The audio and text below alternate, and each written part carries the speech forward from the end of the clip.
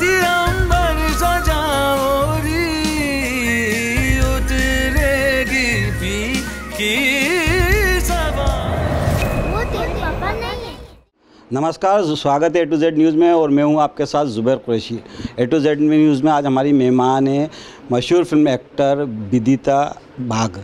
आपने इनको देखा होगा इससे पहले बंदूकबाज में नवाज सिद्दीकी के साथ, जिसमें बेहतरीन रोल प्ले किया था। अब आप देख सकते हैं इनको फौजी कॉलिंग में, जो 18 मार्च को रिलीज़ हो रही है। इस फिल्म के प्रमोशन के लिए आप राजधानी भोपाल आई हुई हैं, आपका बहुत बहुत स्वागत है। शुक्रिया। भोपाल में पहले भी आ चुकी हूँ बाबू मोशाय बंदूकबाज के प्रमोशन के टाइम, और फिर से आके मुझे बहुत अच्छा लग रहा है। बाबू मोशाय जो मूवी की थी आपने, वो भी गंभीर मूवी थी। अगर हम फौजी कॉलिंग की बात करें, ये भी एक गंभीर सब्जेक्ट पर, एक ऐसे विषय पर मूवी है, फौजी के बैकग्राउंड पे। तो क्या सिर्फ गंभीर मूवी है या गंभीर किस्म के रोल ही करना पसंद है? बाबू मोशाय कहाँ गंभीर लगा आपको? इतने एंटरटेनिंग सीन्स थे। हाँ, वो एक गैंगस्टर मूवी है, बट कॉमेडी सीन्स भी भर भर के है।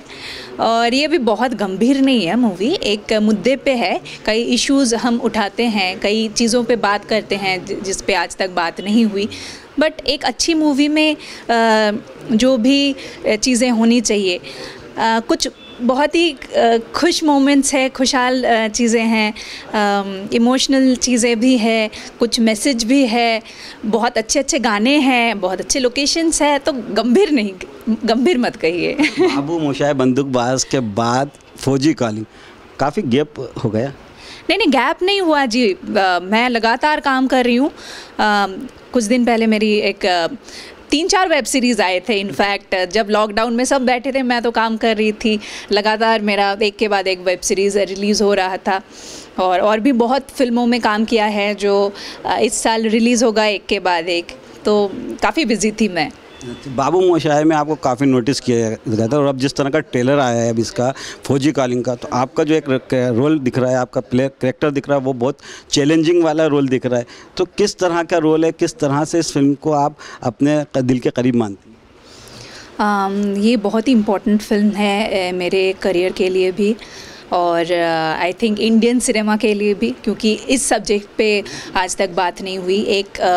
मतलब फ़ौजी के बारे में हम लोग हमेशा बात करते हैं, बट फ़ौजी के फैमिली के बारे में कभी बात नहीं करते। और मुझे I am thankful to my director Aryan Saxena and my producer साहब उवेश शेख जी की उन्होंने मुझे इस किरदार के लिए चुना। मैं एक वाइफ के मतलब एक सोल्जर की बीवी का किरदार मैं निभा रही हूँ। फौजी कॉलिंग जो है एक आर्मी बैकग्राउंड को लेकर मूवी बनी हुई है। आर्मी बैकग्राउंड को लेकर पहले भी कई फिल्में बनी, हम जैसे सोल्जर्स की बात करें, या इससे पहले अक्षय कुमार जी की फिल्में आई थी। लोग फौजी कॉलिंग से इसका सीधे समझते हैं कि वॉर मूवी होगी, लेकिन जिस तरह का इसका ट्रेलर आ रहा है उसमें आपका जिस तरह का रोल दिख रहा है, जिस तरह का आपका कैरेक्टर दिख रहा है, वो एक फैमिली और एक इमोशनल ड्रामा दिख रहा है। तो किस तरह की मूवी है और इसको आप किस तरह से देखते हैं? आई एम ग्लैड कि डायरेक्टर ने ये सब्जेक्ट को चुनना बहुत ज़रूरी था, क्योंकि डायरेक्टर जब उरी अटैक हुआ तब उन्होंने देखा कि जब एक ऐसे अटैक होते हैं हमारे देश पे, हम अपने शहीदों के बारे में बहुत बात करते हैं, 15 दिन 20 दिन 1 महीने, उस पर बहुत पॉलिटिक्स भी होता है। बट फ़ौजी की फैमिली के बारे में कोई नहीं सोचता, क्योंकि उनके लिए ये एक छोटा इंसिडेंट नहीं है। इसके साथ उन्हें पूरी ज़िंदगी जीना है। उनके एक माँ अपने बेटे को खोता है, एक बीवी अपने पति को खो देती है, बच्चे अपने पापा को खो देते हैं। तो इस बारे में कोई बात नहीं करता।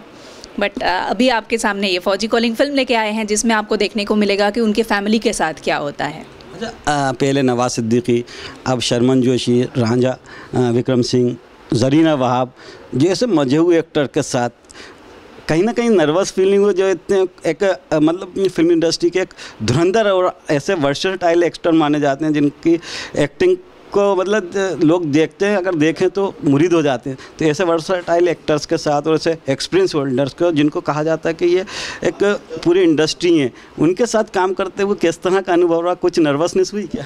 अगर मैं ये सब सोचने लगूँ ना, मतलब बहुत मैं नर्वस हो जाती हूँ, और मैं मतलब हाथ पैर कांपने लगते हैं। मैं सोचती हूँ कि मैं डिलीवर कर पाऊँगी या नहीं।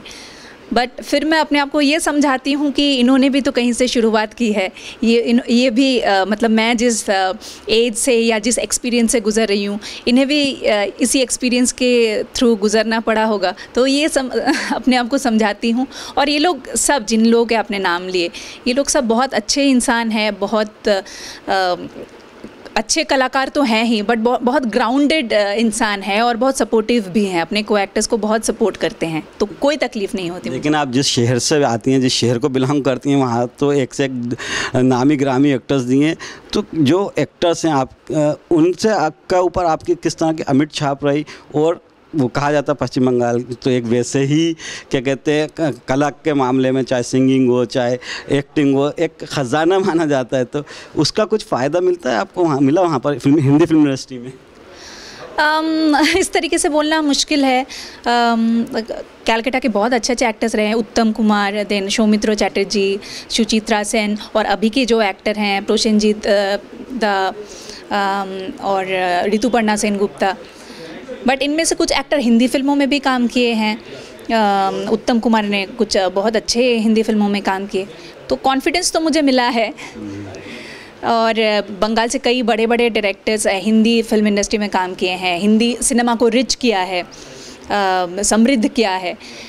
तो जी हाँ, अच्छा तो लगता है, प्राउड फील करती हूँ बंगालियों का जो कंट्रीब्यूशन है इंडियन सिनेमा में। तो फौजी कॉलिंग के बाद दर्शक हमारे आपको और किन नए प्रोजेक्ट में देख सकेंगे, किस तरह की मूवी में और देख सकेंगे, या OTT प्लेटफॉर्म में, या बात करें वेब सीरीज़ में देख सकेंगे? फ़िलहाल तो मैं फौजी कॉलिंग को प्रमोट कर रही हूँ धूमधाम से। ये इसी प्रमोशन को लेके अगले 1 महीने तक मैं बिज़ी रहूँगी। उसके बाद मैं भोकाल 2 की शूटिंग मैं शुरू करूँगी।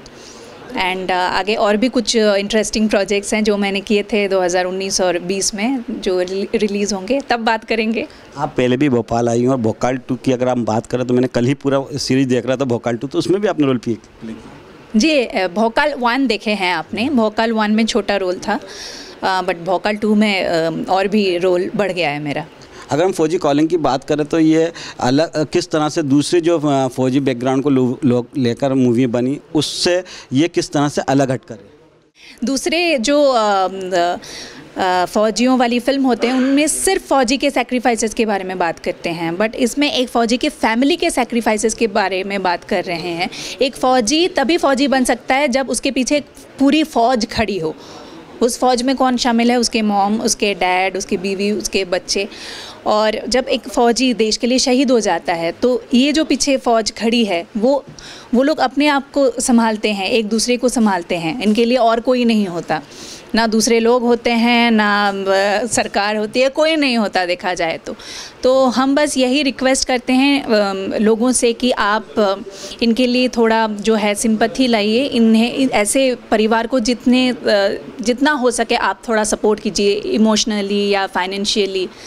ये बहुत ज़रूरी है। विदी द बेस्ट ऑफ लक आपको फौजी कॉलिंग के लिए, और आपकी ये फिल्म सुपर डुपर हिट हो। और आप जिस तरह से आपको बाबू मोशाय बंदूकबाज में नोटिस किया गया, और 100% उम्मीद है कि जिस तरह के ट्रेलर में आपका परफॉर्मेंस दिख रहा है तो इस बार भी आप नोटिस करेंगी, और जल्दी से जल्दी ये फिल्म रिलीज हो, सुपर डुपर हो। थैंक यू वेरी मच हमारे साथ जुड़ने।